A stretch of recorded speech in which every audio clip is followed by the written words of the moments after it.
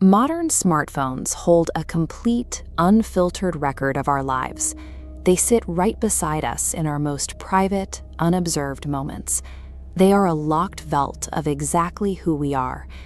That security shatters when a new file appears in the camera roll, a perfectly clear, high-resolution photograph saved at exactly 3:12 a.m. The subject of the photo is the phone's owner, fast asleep in their own bed.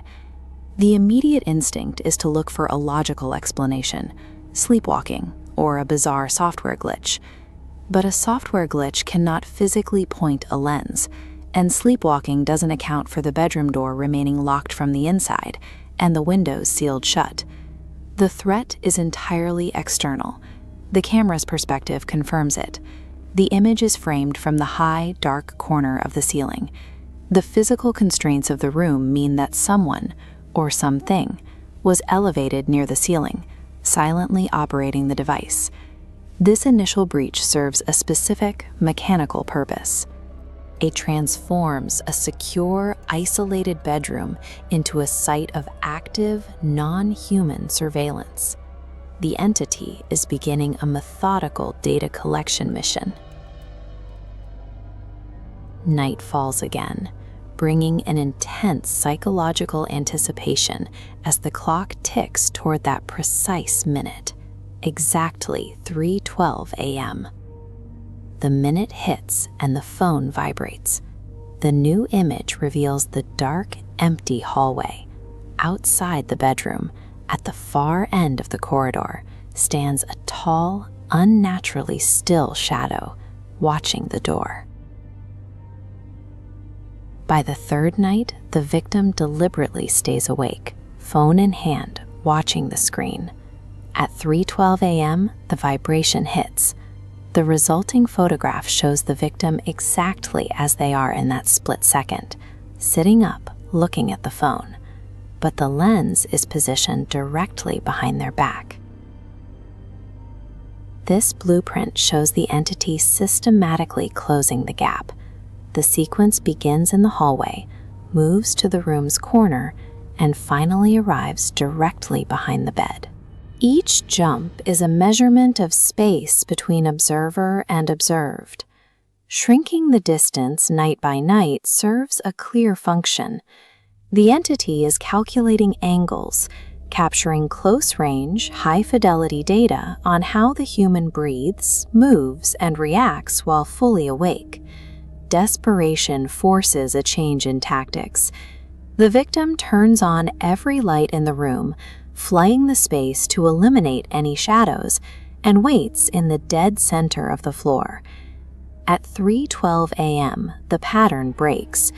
The new photo is an extreme, terrifying close-up of their own face. Their eyes are wide, staring in horror at something hovering just inches away, right outside the camera's frame. A second notification sounds immediately. The next file shows the entity standing face-to-face with the victim, wearing a stolen, scratched, and severely distorted version of their own face. Then, a silent video artifact automatically begins playing. It shows the mimicked entity leaning forward to whisper directly to the victim. It has captured not just the physical likeness, but the precise human motion. The replication phase is complete. The entity no longer needs to observe from the shadows, because it has successfully downloaded and weaponized its target's exact identity. The screen goes completely black. A single isolated message appears in the center of the glass. Tonight, you take the next photo. The camera application abruptly forces itself open, defaulting to the front-facing lens. On the screen, the victim watches as the perfect replica physically looms up behind them, ready to claim its place. These images served as a training manual for the entity. By documenting every angle of the victim, every flinch, every expression, and every specific physical trait, the creature learned exactly how to reconstruct a human life. A complete forced role reversal occurs.